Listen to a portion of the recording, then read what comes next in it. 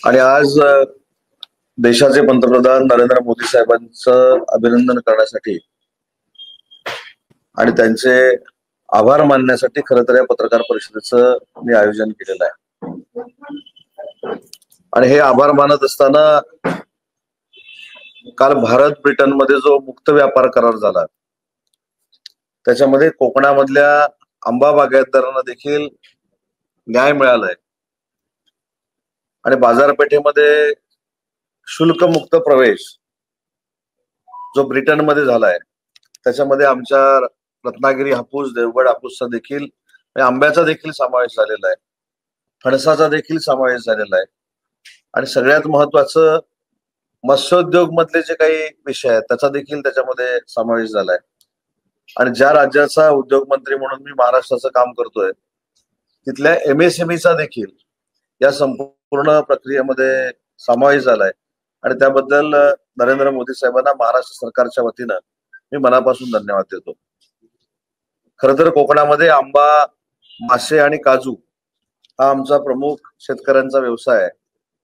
आंब्याचं प्रोडक्शन कसं होतं, काय होतं आपल्या सगळ्यांना माहिती आहे, पण निर्यात केल्यानंतर आंब्याला या प्रक्रियेमुळं एक चांगला भाव मिळणार आहे आणि कोकणातल्या शेतकऱ्यांचा देखील आर्थिक स्तर जो आहे तो उंचवण्यासाठी ह्या निर्णयाची आम्हाला मदत होणार आहे। कोकणामध्ये फणसाची लागवड देखील मोठ्या पद्धतीने आहे, फणसाच्या बाबतीमध्ये देखील नरेंद्र मोदी साहेबांनी हा निर्णय घेतलेला आहे, माशाच्या बाबतीमध्ये हा निर्णय घेतलेला आहे। त्याच्यामुळे मला असं वाटतं कोकणचा एक कार्यकर्ता म्हणून कालचा जो झालेला करार आहे याच्यामुळं कोकणच्या किनारपट्टीला फार मोठी आर्थिक सुबकता येणार आहे आणि या कोकण किनारपट्टीमध्ये आंबा असेल, काजू असेल, फणस असेल, आमचे मासे असतील, यांना जागतिक स्तरावरची बाजारपेठ या ब्रिटन भारत करारामुळं निर्माण होईल आणि त्याचमुळं हा जो देशाच्या दृष्टीनं ऐतिहासिक करार झालाय हा करार करत असताना आमचं कोकण त्याच्यामध्ये विशेषतः नरेंद्र मोदी साहेबांनी सामील करून घेतलं त्याबद्दल मी मनपूर्वक त्यांचे आभार मानतो। महाराष्ट्रातल्या मराठी माणसाला अभिमान वाटेल असा एक कार्यक्रम काल दिल्लीमध्ये पार पडला। हा कार्यक्रम कुसुमाग्रजांचं मराठी अध्यासन केंद्र आणि छत्रपती शिवाजी महाराजांच्या संरक्षणावर जो अभ्यासक्रम तयार झालाय तो अभ्यासक्रम देशाच्या कानाकोपऱ्यात पोहोचवण्यासाठी आणि जगाच्या कानाकोपऱ्यात पोहोचवण्यासाठी JNU मध्ये आपण सुरू करतोय। जवाहरलाल नेहरू युनिव्हर्सिटीमध्ये छत्रपती शिवाजी महाराजांच्या युद्ध नीतीवर अभ्यासक्रम तयार करण्यासाठी तत्कालीन मुख्यमंत्री एकनाथ शिंदे साहेबांनी 10 कोटी रुपये दिले होते आणि 17 वर्षापूर्वी महाराष्ट्र शासनानं 2 कोटी रुपये हे अध्यासन केंद्रासाठी दिले होते। 2 महिन्यापूर्वी मी स्वतः जवाहरलाल नेहरू युनिव्हर्सिटीमध्ये गेलो होतो, तिथल्या कुलगुरूंना आम्ही विनंती केली आणि उरलेले अध्यासन केंद्राचे 3 कोटी रुपये हे मराठी भाषा विभागामार्फत दिले जाणार आहेत आणि छत्रपती शिवाजी महाराजांच्या युद्धनीतीवर जो अभ्यासक्रम आहे तो जगाच्या पातळीवर आणि महाराष्ट्राच्या कानाकोपऱ्यामध्ये नेण्यासाठी कालच्या कार्यक्रमाचा उपयोग होणार आहे। आता isakal.com आहे देशातील नंबर 1 ची मराठी न्यूज वेबसाईट। प्रत्येक अपडेटसाठी isakal.com ला नक्की भेट द्या। काल अजून एक अतिशय महत्वाचा निर्णय झाला जो महाराष्ट्राच्या जनतेसाठी, महाराष्ट्राच्या मराठी माणसासाठी आणि छत्रपती शिवाजी महाराजांना आराध्य दैवत मानणाऱ्या प्रत्येक माणसाची छाती गर्वानं फुलेल अशा पद्धतीनं JNUच्या परिसरामध्ये छत्रपती शिवाजी महाराजांचा अश्वरूढ पुतळा उभा करण्याचा निर्णय काल मुख्यमंत्र्यांच्या साक्षीनं, देवेंद्रजींच्या साक्षीनं आमच्या मराठी भाषा विभागाने घेतलेला आहे आणि जागेचं पत्र JNUला जे पाहिजे होतं ते कालच आम्ही तासाभरात कुलगुरू पंडित मॅडमना त्या ठिकाणी दिलेला आहे। त्याच्यामुळे दिल्लीच्या तख्तावर सगळ्यात मोठा, सगळ्यात उंच आणि सगळ्यात दिमागदार आणि देखणा छत्रपती शिवाजी महाराजांचा अश्वरूढ पुतळा आता JNUच्या कॅम्पसमध्ये उभा राहणार आहे। तिसरी महत्वाची गोष्ट की दिल्लीच्या परिसरामध्ये ज्या मराठी शाळा आहेत त्या मराठी शाळांना देखील आर्थिक सुबकता यावी, मराठी शाळा आहेत त्याच्यापेक्षा चांगल्या पद्धतीने व्हाव्या हे धोरण घेऊन आम्ही राज्याचे उपमुख्यमंत्री अजितदादांची देखील एक बैठक घेतली होती आणि त्या बैठकीतनं असं निष्पन्न झालं की दिल्लीच्या स्तरावर मराठी भवन हे बांधण्यासाठी जर जागा असेल तर त्याचा आराखडा चांगला करावा, या सूचना 6 महिन्यापूर्वी राज्याचे उपमुख्यमंत्री आणि तथा अर्थमंत्री अजितदादांनी दिलेला होता. आणि त्या मराठी भवनाचा एक आराखडा येत्या 2 महिन्यामध्ये आम्ही अर्थमंत्र्यांकडे सादर करतोय. आणि त्याच्यातनं देखील जे मराठी आमचे बांधव आहेत, महाराष्ट्रातले विद्यार्थी आहेत, ते UPSC साठी तिथे जातात, शिक्षणासाठी तिथे जातात, त्या विद्यार्थ्यांना लायब्ररी असेल, राहण्याचं ठिकाण असेल, त्या मराठी भवनातनं तिथं उपलब्ध होणार आहे. आणि त्याचा देखील एक आराखडा या 2 महिन्यामध्ये दिल्लीच्या सगळ्या मराठी माणसाशी चर्चा करून आम्ही अर्थ विभागाकडे सादर करतोय. सांगण्याचा उद्देश एवढाच आहे की मराठीवर महानगरपालिका आली, मुंबईची महानगरपालिका आली म्हणून UBD सारखे पक्ष राजकारण करतायत आणि महायुतीचं सरकार मराठी भाषा ही 7 समुद्रापलीकडे गेली पाहिजे, देशाच्या कानाकोपऱ्यामध्ये गेली पाहिजे, दिल्लीच्या तख्तावर मराठी भवन असलं पाहिजे, दिल्लीच्या तख्तावर आपला मराठीचं अध्यासन केंद्र असलं पाहिजे आणि छत्रपती शिवाजी महाराजांची युद्ध नीती ही जगाला कळावी, ही देशाला कळावी, अशा पद्धतीचं एक सेंटर असलं पाहिजे. अशा पद्धतीनं आम्ही मराठीचा डंका हा राजकारण न करता जगभरामध्ये नेतोय. आणि काही लोक UBT पक्षासारखी याच्यामध्ये प्रचंड राजकारण करण्याचा प्रयत्न करतोय. त्याच्यामुळे हे काय आंदोलन झालं म्हणून या जिल्ह्यातल्या मुवमेंट होत नाहीत. सुरुवातीला जसं सांगितलं की मी 2 महिन्यापूर्वीच 2 ते 3 महिन्यापूर्वी JNU मध्ये स्वतः जाऊन आलो होतो.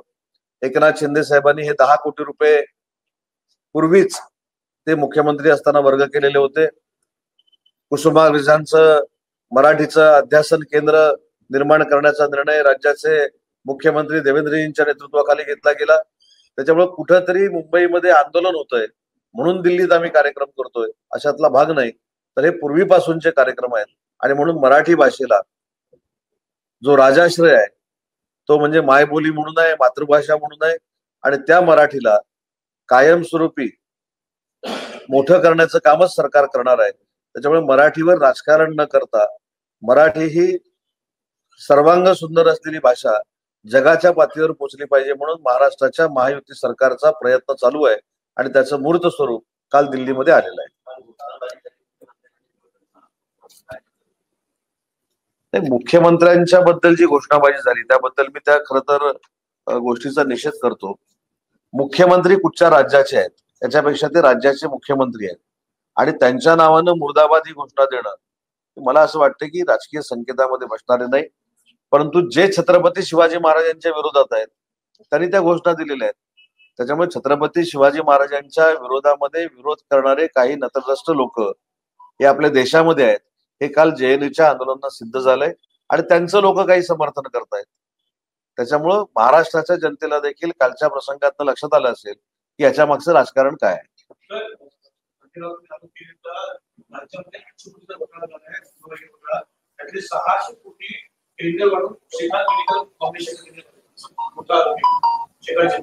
ह्याच्यामध्ये नवीन काय? 3.5 वर्ष रोज सकाळी जे आरोप होत आहेत त्याच्यातला अजून एक आरोप आहे. अमित सावंत जे फॅसिलिटीजचे प्रमुख आहेत त्यांनी झारखंडमध्ये दारू घोटाळा केलेला आहे. त्यांनाच तुमचं सरकार असताना मुख्यमंत्री एकनाथ शिंदे असताना त्यावेळेस 108 अँब्युलन्सचं जवळपास 800 कोटीचं कंत्राट मिळालेलं होतं संजय राऊत आरोप करतात. आणि ते श्रीकांत शिंदे मेडिकल फाउंडेशन सोबत जोडले गेलेले होते, त्याचे सदस्य होते, तिथे पैसे वळवले असं त्यांचा आरोप. त्याला स्पष्ट पद्धतीनं उत्तर दिलं त्यांना की गेले 3 वर्ष माननीय एकनाथ शिंदे साहेबांसारखा शेतकऱ्यांचा एक मुलगा महाराष्ट्र राज्याचा मुख्यमंत्री झाला याच्याबद्दल हा पोटसूळ आहे. हे 3 वर्ष रोज आम्ही आरोप ऐकतोय. त्याच्यामुळे हा नवीन आरोप झाला त्याच्यामध्ये काही तथ्य असेल अशी अजिबात शंका नाही. डॉक्टर श्रीकांत शिंदेनी स्वतःचं कर्तृत्व जगाच्या दौऱ्यामधनं स्वतः सिद्ध केलेलं आहे. त्याच्यामुळं अशा आरोपांना महाराष्ट्राची जनता किंमत देईल असं मला अजिबात वाटत नाही.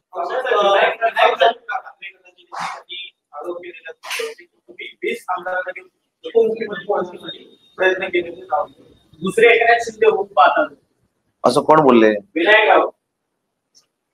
मला असं वाटतं की 8 महिन्यापूर्वी एक राऊत हे बोलून झालेलं आहे, बरोबर ना?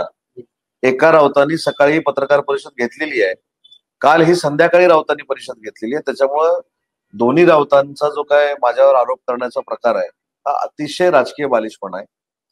मी अनेक वेळा सांगितलं की माझ्या राजकीय मर्यादा मला माहिती आहे. मी माननीय एकनाथ शिंदे साहेबांच्या नेतृत्वाखाली काम करतो आणि एकनाथ शिंदे साहेबच महाराष्ट्राच्या नाही अन्य मोठ्या पदावर जावेत ही माझी मनापासूनची भावना आहे.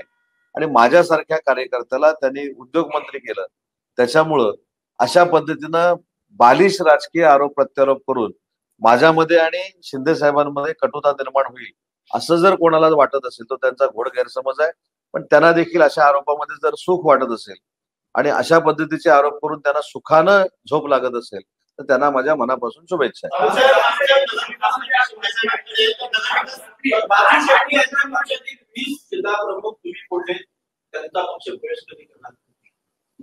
नाही, राजू शेट्टी साहेबांच्या पक्षातले मी 20 जिल्हा प्रमुख फोडलेत अशातला भाग नाही. राजू शेट्टींसोबत काम करणारे पूर्वीचे काही सहकारी असतील, त्याच्यामध्ये काही काँग्रेसची लोक आहेत, काही शरद पवार राष्ट्रवादी काँग्रेस पार्टीची लोक आहेत. त्याच्यामुळं 20 जिल्हाध्यक्ष जे प्रवेश करणार आहेत त्याचा असा पण गैरसमज होऊ नये की राजू शेट्टींच्याच पक्षातले सगळे जिल्हाध्यक्ष घेतोय. त्याच्यातले काही असतील, परंतु बाकीचे जालिंदर पाटील म्हणून प्राध्यापक जे आमचे आहेत त्यांच्या नेतृत्वाखाली अन्य पक्षातली लोक देखील येत्या काही दिवसामध्ये एकनाथ शिंदे साहेबांचं नेतृत्व स्वीकारून शिवसेनेमध्ये प्रवेश करणार आहेत. मी कुठेही त्याच्यामध्ये असं म्हटलेलं नाही की 20 जिल्हाध्यक्ष हे राजू शेट्टींच्या पक्षाचे आम्ही फोडून शिवसेनेत आणतोय. विविध पक्षातले ते पदाधिकारी आहेत आणि ते पक्षामध्ये प्रवेश करणार आहेत. मुख्यमंत्री कार्यालयाचा व्हिजिलन्स असल्यामुळे पक्षी आमदार नाराजीची तक्रार झाली. त्याचं उत्तर मला असं वाटतं की परवा दिलेलं आहे.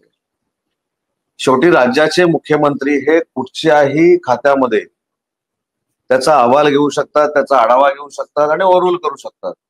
त्याच्यामुळे ही नवीन कुठं गोष्ट आहे अशी काही मला वाटत नाही. पण त्याचं उत्तर देताना मी असं सांगितलंय की माननीय एकनाथ शिंदे साहेब, माननीय देवेंद्रजी आणि माननीय अजितदादा यांचं बाउंडिंग हे अतिशय जबरदस्त आहे. त्याच्यामुळे येणाऱ्या स्थानिक स्वराज्य संस्था देखील महायुतीनं लढून आम्ही भगवा फडकवणार आहोत. त्याच्यामुळे अशा गोष्टींकडे बघून आमच्या कोणामध्ये गैरसमज होईल याची सुतरामही शक्यता नाही.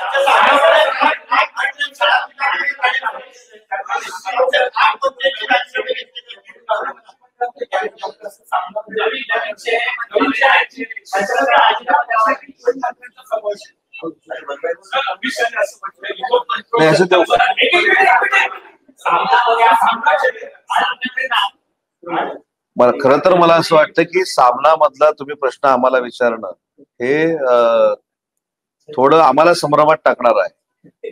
कारण सामनामध्ये आमच्या शासनाची ऍडव्हर्टाईज येते, सामनामध्ये आमच्याच शासनाच्या पैशातनं ऍडव्हर्टाईज घेतल्या जातात आणि त्याच सामनामध्ये विकतची बदनामी आम्ही घेतोय. ते ठीक आहे, शेवटी वर्तमानपत्र आहे म्हणून आम्ही ती ऍडव्हर्टाईज देतोय. पण संभ्रम माझ्यामध्ये काय आहे की पेपर चालवायला शासनाकडनं पैसे घ्यायचे, पेपर चालवायला नितेश राणेंचा फोटो असलेली ऍड घ्यायची आणि त्याच नितेश राणेंवर सामनांमधनं टीका करायची. हा नक्की कुठचा लोकशाहीतला पत्रकारितेचा प्रकार आहे हे माझ्या अजून लक्षात आलेलं नाही. पण सामनामधल्या बातम्यांची दखल माझी आपल्याला विनंती आहे की तुम्ही पण ज्या स्तरावर घेता ती घेऊ नये, त्याच्यातनं काहीही निष्पन्न होणार नाही.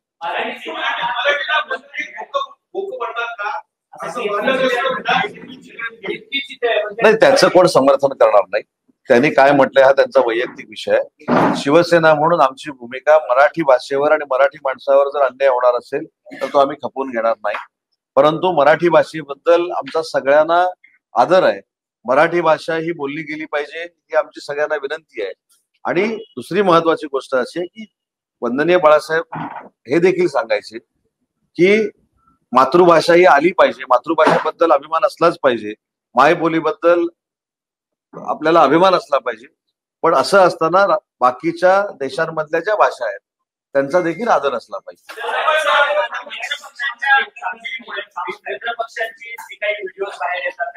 काही वादग्रस्त वक्तव्य बाहेर येतात आहेत, त्या सगळ्यामुळे भाजप कुठेतरी अडचणीत येतोय असं भाजपच्या नेत्यांचं म्हणणं आहे. त्यांनी आमदारांनी मुख्यमंत्र्यांकडे देखील तक्रार केली की मित्र पक्षांच्या मंत्र्यांच्या चुकीच्या वागणुकीमुळे भाजप अडचणीत येतो. नाही, मी शिवसेनेचा एक शिवसैनिक आहे. एकनाथ शिंदे साहेबांच्या नेतृत्वाखाली मी काम करतो. हा भाजपाचा प्रश्न मला विचारण्यापेक्षा भाजपच्या लोकांना विचारला पाहिजे. महानगरपालिका व्यतिरिक्त सर्वीकडे महायुती वेगवेगळे घटना आहे अशी बातमी येते.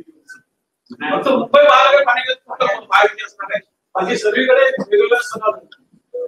मी अनेक वेळा आश्चर्यचकित होतो की अशा बातम्या तुमच्याकडे येतात कुठून. समन्वय समितीमध्ये मी आहे शिवसेनेमार्फत. त्या समन्वय समितीमध्ये असं काय कुठं कळलेलं नाही. पण ही बातमी डायरेक्ट दिल्लीतनं तुमच्याकडनं आलेली आहे. त्याच्यामुळे आता आम्हाला देखील पक्षांतर्गत चौकशी करावी लागेल की ह्या बातम्या तुम्हाला कशा मिळतात. पण समन्वय समिती 2 दिवसापूर्वी झाली, याच्यात कुठेही चर्चा काय झाली नाही. समन्वय समितीमध्ये जी चर्चा झाली ती मी प्रेसमध्ये सांगितले की आम्हाला महायुतीच्या मार्फतच निवडणुका लढवायच्या, तर महायुतीचंच स्थानिक स्वराज्य संस्थेमध्ये प्रत्येक ठिकाणी सरकार आणायचं आहे किंवा स्थानिक स्वराज्य संस्था या महायुतीनं आम्हाला जिंकायच्या आहेत. आता दिल्लीवरची बातमी तुमच्याकडनं कुठनं आली मला माहित नाही. एक अजून एक खुलासा करतो, एक फक्त जो राहिला. कालच्या कार्यक्रमाला राज्याचे उपमुख्यमंत्री एकनाथ शिंदे साहेब हे अनुपस्थित होते. माझी आपल्याला विनंती आहे की डीसीएम कार्यालयामधनं अधिकृत माहिती आपण घ्यायला पाहिजे. काल साहेबांचा पंढरपूरला एक श्री नामदेव महाराजांच्या नावानं जो पुरस्कार आहे, प्रतिष्ठेचा पुरस्कार आहे, तो माननीय एकनाथ शिंदे साहेबांना दिला गेला होता आणि त्या पुरस्कार स्वीकारण्यासाठी तिथे गेले होते. पण काही लोकांनी विचारलं ते दिल्लीतच गेले नाहीत, मग दिल्लीला का गेले नाहीत. पण ते जरी दिल्लीला गेले नसते त्यांचा प्रतिनिधी म्हणून मी होतो, मराठी भाषेचा मंत्री शिवसेनेचा म्हणून तिथं मी होतो. त्याच्यामुळं अशा पद्धतीचा संभ्रम जर कोण पसरवत असेल आणि स्वतःचा टीआरपी वाढवण्याचा प्रयत्न करत असेल तर त्यांना देखील मला सांगायचं की माहित्या देखील अतिशय चांगल्या पद्धतीने खऱ्या तुम्हाला दिल्या पाहिजे.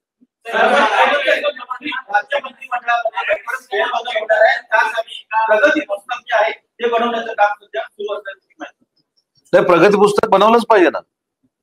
प्रगती पुस्तक नेत्यांनी बनवलंच पाहिजे. मी किती जिल्ह्यामध्ये दौरे केलेत, मी किती तालुक्यांमध्ये गेलोय, माझ्या डिपार्टमेंटमध्ये मी किती बैठका घेतल्यात, माझ्याकडनं किती बोर्डाच्या मिटिंग झाल्यात, मी किती बचत गटांना न्याय दिला, मी किती एमएसएमई वाढवली, मी किती विश्वकर्मा उद्योग वाढवले, मी एमएसएमई किती वाढवली, याचा आढावा माननीय एकनाथ शिंदे साहेबांनी घेतलाच पाहिजे. तशा पद्धतीनं बाकीच्या पक्षांच्या नेत्यांनी पण घेतला पाहिजे.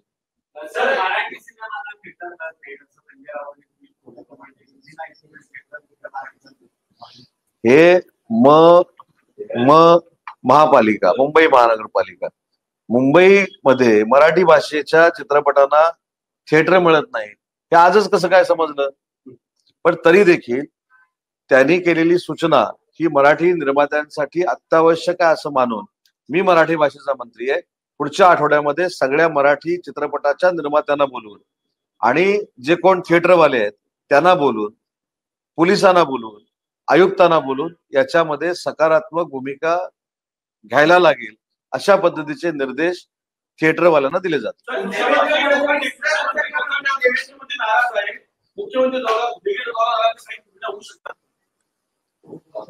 तुम्ही एवढे मोठा प्रश्न हा मला विचारताय.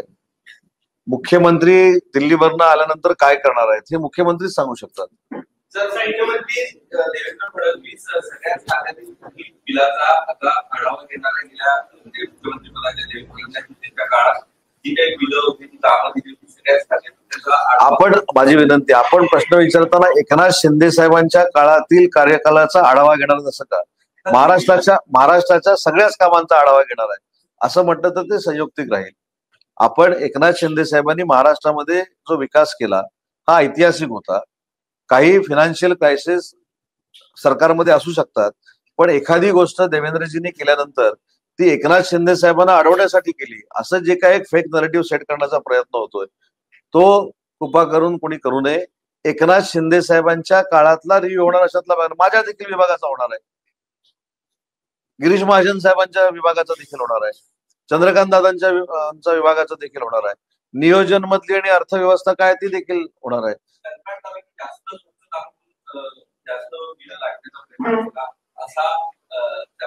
नाही, कोणाचा आरोप आहे असा आरोप नाही मला माहित नाही. म्हणूनच बघायला सांगितलं की अशा बातम्या कशा येतात, कुठपर्यंत पोहोचतात मला माहित नाही. पण अशा पद्धतीचं काही नाही. शेवटी आपण स्पिल ओव्हर किती, आपण सरकार म्हणून किती लोक कॉन्ट्रॅक्टरांचे पैसे देणं आहोत हे आढावा घेणं हे मुख्यमंत्र्यांचे एक जबाबदारी म्हणण्यापेक्षा मुख्यमंत्री घेऊ शकतात, त्याच्यामध्ये अडचण असण्याचं काय? अलीगड मुस्लिम विद्यापीठामध्ये 410 मराठी भाषेचे विद्यार्थी काय चांगली बातमी. अलीगड मुस्लिम विद्यापीठामध्ये 410 विद्यार्थी मराठी शिकवतात. चांगलं आहे ना. माझी आपल्याला अजून एक विनंती आहे, सरहद नावाची एक संस्था आहे, संजय नहार चालवतात. पुण्याला त्यांनी एक इन्स्टिट्यूट चालू केलेलं आहे. त्या इन्स्टिट्यूटमध्ये काश्मीरच्या मुस्लिम मुली तिथे शिकायला आहेत. आपलं महाराष्ट्राचं राज्यगीत ज्या पद्धतीनं मराठीतनं ते म्हणतात, ते सर्वसामान्य नामांकित गायकाला देखील जमणार नाही. इतक्या सुंदर आवाजामध्ये ते मराठीतनं राज्यगीत म्हणतात. आणि काश्मीरची सगळी जी मुलं आहेत तिथली, ती सगळी अतिशय फ्लुएंटली मराठी बोलतात. त्याच्यामुळे मराठी जर बोलत असतील तर आनंदच आहे ना. मराठी माणसाबद्दल, मराठी भाषेबद्दल मान्यता सिद्धार्थ दुबे यांच्या पत्त्यावरती गुन्हा दाखल केलेला आहे. लोन मेडिकल कॉलेजसाठी. तर ठीक आहे ना, जे काय फ्रॉड असतील, जे काय अडचणी असतील, त्यांच्यावर गुन्हे दाखल झाले असतील, त्याचे परिणाम ते भोगतील.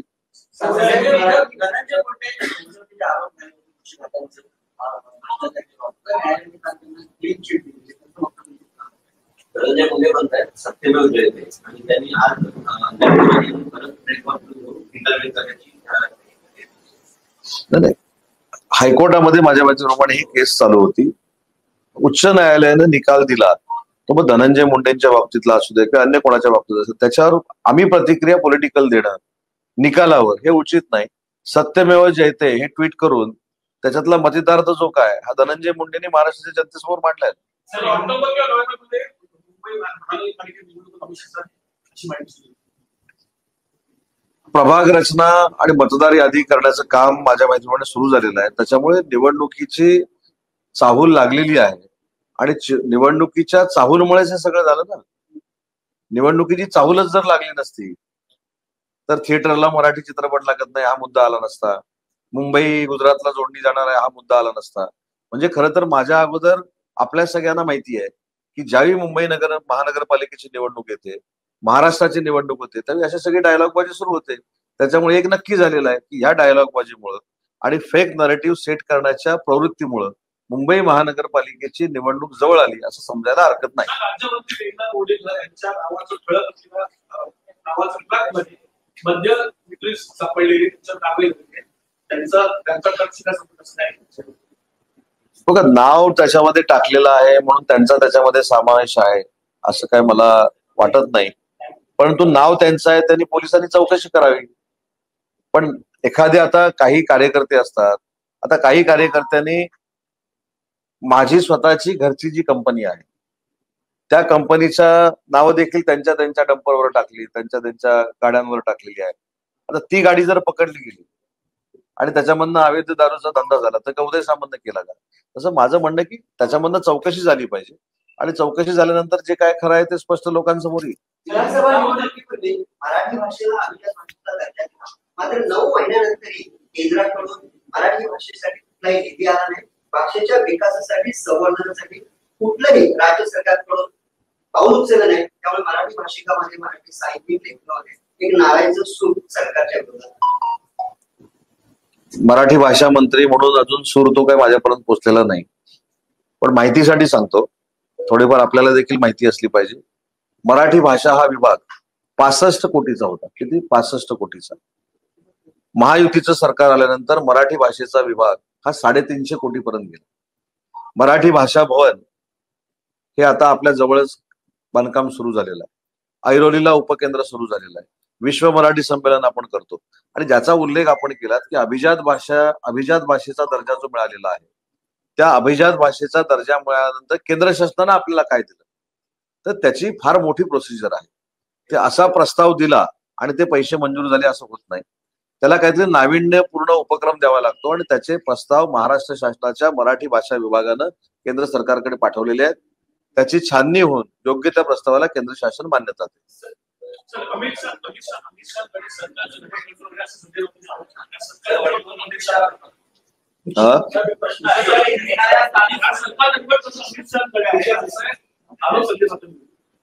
नाही, माझी विनंती आपल्याला अशी आहे की आम्ही पत्रकार परिषद घेतल्यानंतर त्यांनी प्रश्न काय विचारले त्यांची उत्तरं द्यायला काय आम्ही बांधील नाही.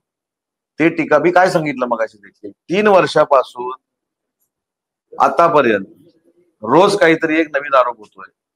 त्या नवीन आरोपाला नुसती उत्तरं द्यायची, याच्यापेक्षा आम्ही विधायक काय केलं मराठी भाषेसाठी. अमित शहा कुठच्या सरकारचा रिमोट कंट्रोल आहे, त्याच्यापेक्षा नरेंद्र मोदी साहेबांनी काल ब्रिटनमध्ये काय निर्णय घेतला हा माझ्या दृष्टीने महत्वाचा आहे. ब्रिटनमध्ये माझा आंबा हा अतिशय चांगल्या दराने विकला जाणार आहे हे माझ्यासाठी महत्वाचं आहे. कोकणचा फणस त्या ठिकाणी विकला जाणार आहे हे माझ्यासाठी महत्वाचं आहे. कोकणातले मासे तिथं आता चांगल्या दराने विकले जाणार आहेत हे माझ्यासाठी महत्वाचं आहे. मी ज्या विभागाचा मंत्री आहे ती MSCB ही त्या ठिकाणी आता मोठी होणार आहे ब्रिटनमध्ये, हे माझ्या दृष्टीने महत्वाचं आहे. विधायक कामं हे आमच्या दृष्टीने महत्वाचे, त्यांना उत्तरं देणं हे एवढंच काही सरकारला काम नाही. आणि ते सगळं जे खोटं बोलतात ते रेटून बोलतात आणि त्यांची अपेक्षा अशी असते की आम्ही त्यांच्यामध्ये व्यस्त राहावं उत्तर देण्यामध्ये.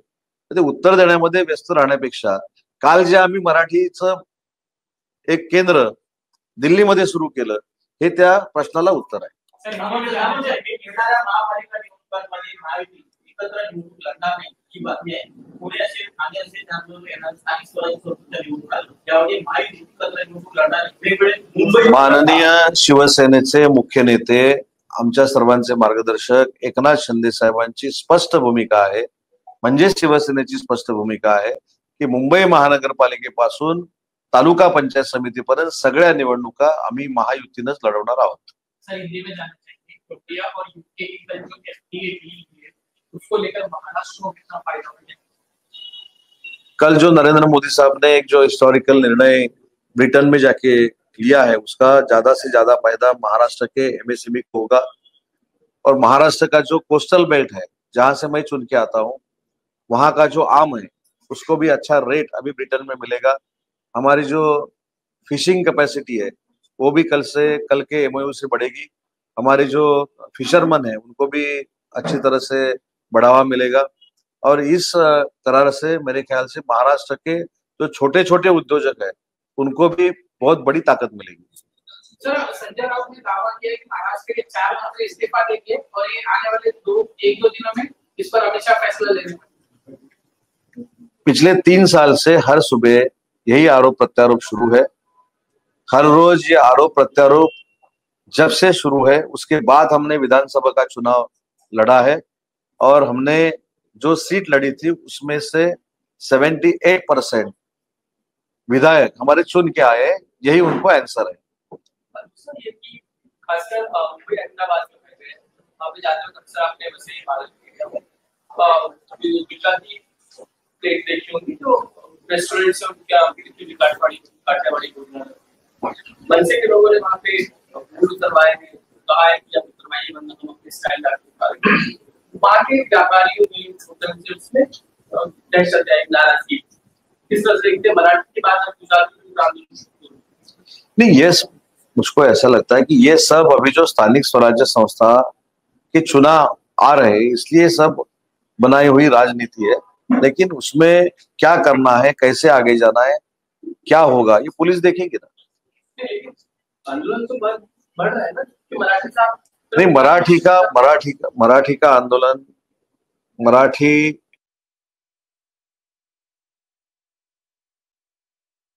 नहीं, चिंता करना, युति करना, आघाड़ी करना, महायुति करना, इसमें माननीय एकनाथ शिंदे साहब और राज साहब डिसीजन ले सकते हैं. मैं युति के लिए चिंता करने के लिए वहां नहीं जाता.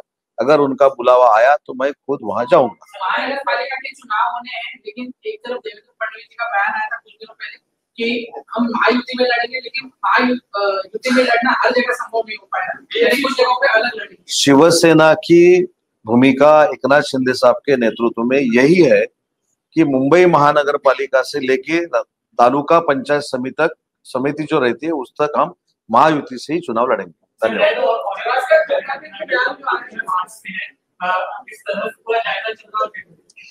जब ऑरेंज अलर्ट रत्नागिरी सिंधुदुर्ग में डिक्लेयर किया जाता है उसी दिन हम उसका रिव्यू लेते हैं. हमारे यहाँ NDRF टीम भी है, हमारे यहाँ प्रशासन भी सज्ज है. जो कुछ आपत्ति आने के बाद जो कुछ प्रशासन का काम रहता है उसके लिए प्रशासन सज्ज है. जिस तरीके से दिल्ली में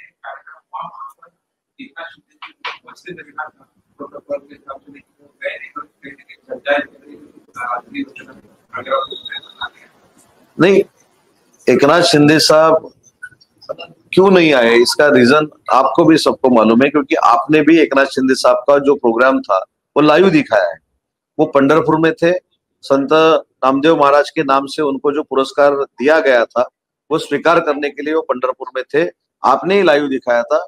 और ये सब महाराष्ट्र की जनता को भी मालूम है और हम जो दिल्ली में थे उनको भी मालूम था। लेकिन सवाल ये है कि जब उनके कार्यकाल में मराठी का स्टडी सेंटर वहाँ पे बहुत बड़ी बात, उसके बावजूद तब तो वहाँ उपस्थित न होना। ऐसा कुछ नहीं, सरकार में अभी हम देवेंद्र जी फडणवीस साहब के नेतृत्व में काम कर रहे हैं। अगर देवेंद्र फडणवीस साहब के हाथ से वो इनॉग्रेशन है तो वो भी हमारी जिम्मेदारी है कि मैं मराठी भाषा मंत्री करके वहां उपस्थित था। तो ऐसा कुछ नहीं है, हमारे नेता लोगों में कंपटीशन नहीं है कि इन्होंने पैसा दिया है इसलिए वो नहीं गए। आज देवेंद्र जी राज्य के मुख्यमंत्री हैं, उनके हाथों से वो इनॉग्रेशन हुआ है, उसमें किसी को भी तकलीफ नहीं है। नहीं, वो अच्छी बात नहीं है, उसका मैंने निषेध भी दिल्ली में भी किया है, क्योंकि मुख्यमंत्री कोई भी रहने तो उनके नाम से मुर्दाबाद की घोषणा करना ये उचित नहीं है। लेकिन उसका परिणाम हमारे प्रोग्राम में कुछ भी नहीं हुआ, हमने दिमागदार पद्धति से वो प्रोग्राम किया है।